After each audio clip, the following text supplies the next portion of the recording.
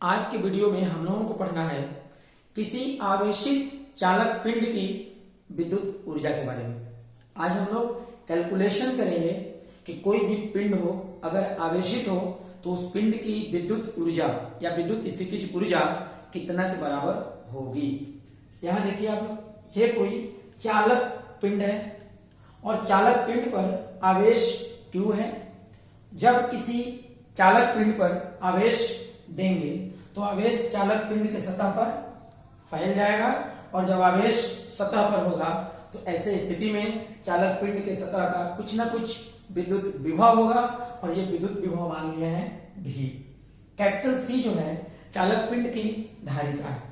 कोई भी चालक पिंड हो उसके धारिता का मान डिपेंड करता है चालक पिंड के आकार और आकृति पर और साथ ही साथ चालक पिंड के चारों ओर के माध्यम पर। जब तक चालक पिंड के आकार और आकृति में परिवर्तन नहीं होगा तब तक धारिता के मान में भी कोई परिवर्तन नहीं होगा। मतलब यहाँ किसी दिए गए चालक पिंड के लिए धारिता C का मान नियत रहेगा। क्लियर हुआ? जब आवेश Q दिए हैं तो सतह का विभव क्या माना गया है? V। चालक पिंड के सतह का विभव जब चालक पिंड पर आवेश Q हो कितना माना गया है? कैपिटल V माना गया है। अब देखिए निकालना क्या है? विद्युत ऊर्जा। कैसे कैलकुलेट करेंगे? ध्यान देना है, जब चालक पिंड के सतह का विभव V है और मान लीजिए यहां चालक पिंड पर आवेश दिया गया dq, अल्प आवेश दिया गया, आवेश अल्पांश कहते हैं इसे, dq बहुत थोड़ा आवेश। तो आप लोग पढ़े हुए हैं कहीं भी अगर विद्युत विभव V हो और आवेश बिंदु आवेश Q, अगर जिस स्थान पर विद्युत विभव भी हो बिंदु आवेश Q अगर ले जाएं तो बिंदु आवेश की विद्युत स्थितिज ऊर्जा होती है Q इंटू V। विद्युत स्थितिज ऊर्जा या विद्युत ऊर्जा भी हम लोग कह सकते हैं। अभी मतलब आवेश में विद्युत विभव से अगर गुणा कर दें तो ये क्या हो जाएगा? आवेश की विद्युत ऊर्जा या विद्युत स्थितिज ऊर्जा।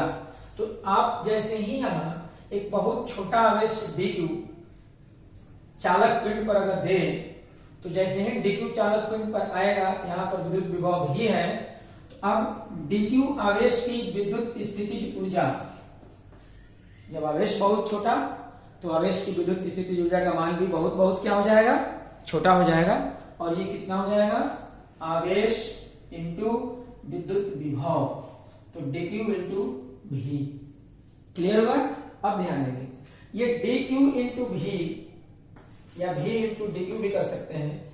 ये जो विद्युत ऊर्जा है जिसे हम लोग du के द्वारा सूचित किए हैं, ये केवल dq आवेश की ऊर्जा है।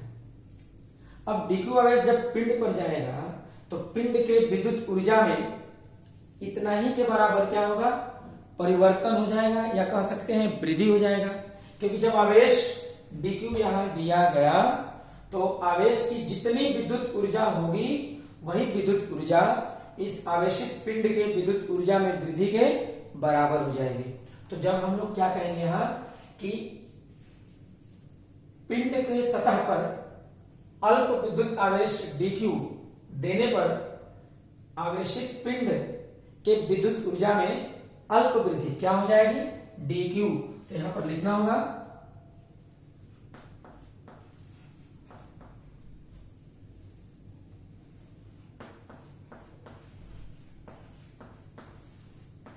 आवेशित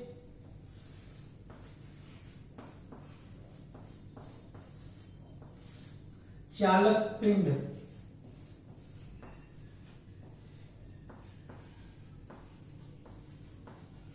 के सतह पर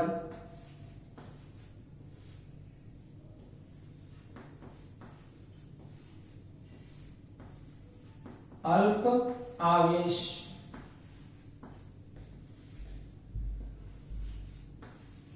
dq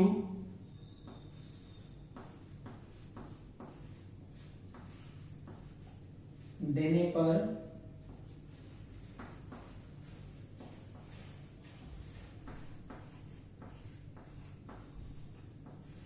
चालक पिंड की विद्युत ऊर्जा में अल्प वृद्धि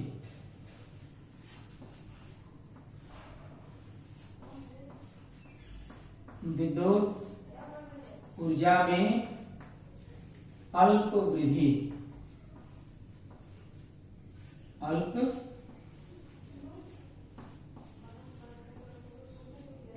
वृद्धि। अब यहां ध्यान देंगे तो विद्युत ऊर्जा में अल्प वृद्धि को कैसे सूचित करें, डी यू के द्वारा, और ये हो जाएगा विद्युत विभव इंटू डी क्यू। और फिर यहां देखेंगे,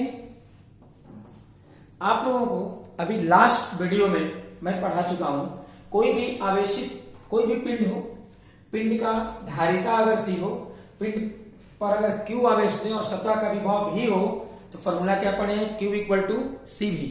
हम लोग फॉर्मूला पढ़े हैं या Q equal to C into V. तो बताइए भी इक्वल टू क्या हो जाएगा, Q upon C, Q upon C into D Q. Clear हो गया। तो अब यहां ध्यान देना है कि जब आवेशित पिंड पर डी क्यू आवेश दिया गया, कितना आवेश, डी क्यू आवेश दिया गया, तब पिंड के विद्युत ऊर्जा में वृद्धि अल्प वृद्धि है, डी यू बराबर Q upon C into D Q. अब हम लोग क्या निकालेंगे कि जब स्टार्टिंग से, शुरू से, जिस समय इस पर आवेश था ही नहीं, मतलब क्यू बराबर जीरो था, तो पिंड पर क्यू इक्वल टू जीरो से क्यू इक्वल टू क्यू, मतलब स्टार्टिंग में मान लीजिए आवेश नहीं था, तो आवेश नहीं था तो विद्युत विभव का मान जीरो, विद्युत स्थिति ऊर्जा का मान भी जीरो। तो जीरो से टोटल आवेश कितना, क्यू आवेश देने पर चालक पिंड के विद्युत ऊर्जा में कुल वृद्धि अब हम लोग कैलकुलेट करेंगे। यहां जो है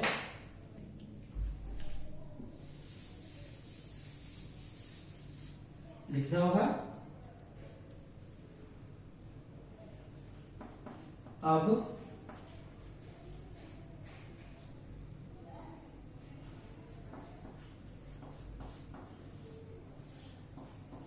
चालक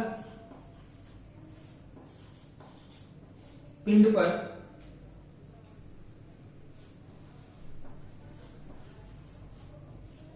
कुल आवेश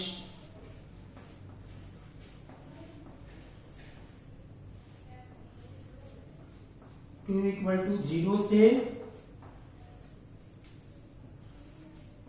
Q इक्वल टू Q देने पर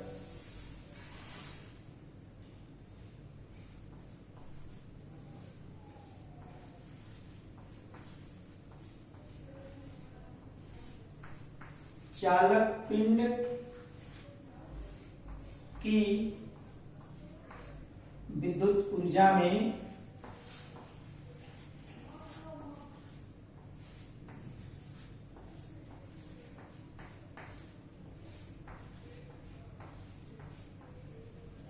कुल वृद्धि,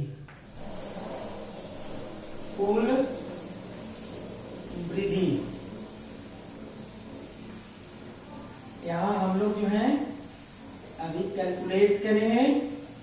तो कुल वृद्धि कैसे निकालेंगे, कुल वृद्धि का जब हम लोगों को कैलकुलेशन करना होगा, तो यहां जो अल्प वृद्धि का कैलकुलेशन किए हैं ना, इसी का हम लोग क्या कर देंगे, इंटीग्रेशन कर देंगे।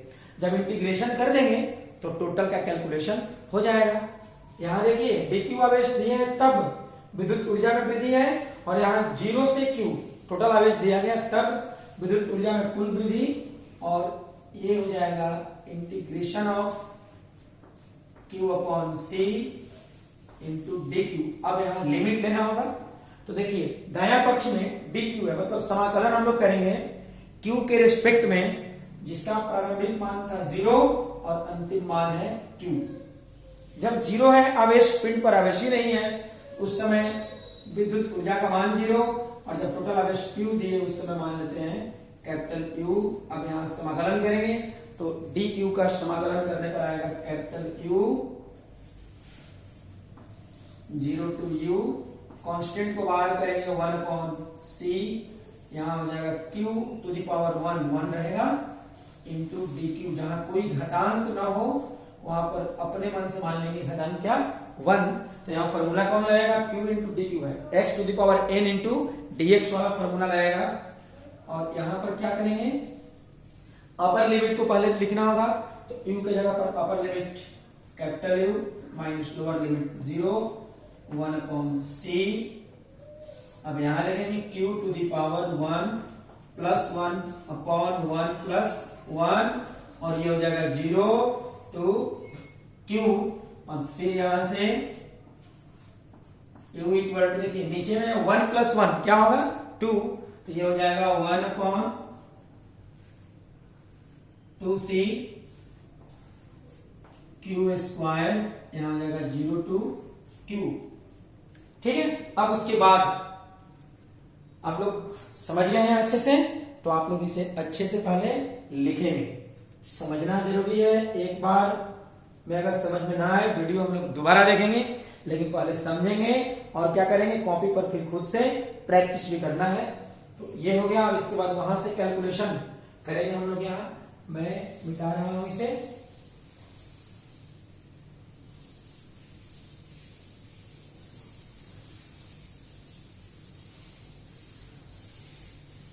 तो देखिए अब यहां से capital U equal to 1 upon 2c। अब देखिए q स्क्वायर की जगह पर पहले क्या लिखना है, q, तो ये स्क्वायर माइनस 0 और u equal to 1 upon 2 into Q square upon c।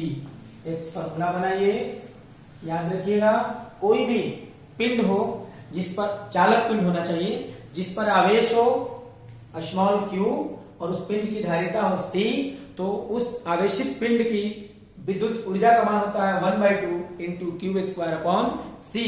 इस फॉर्मूला को थोड़ा हम लोग चेंज कर सकते हैं।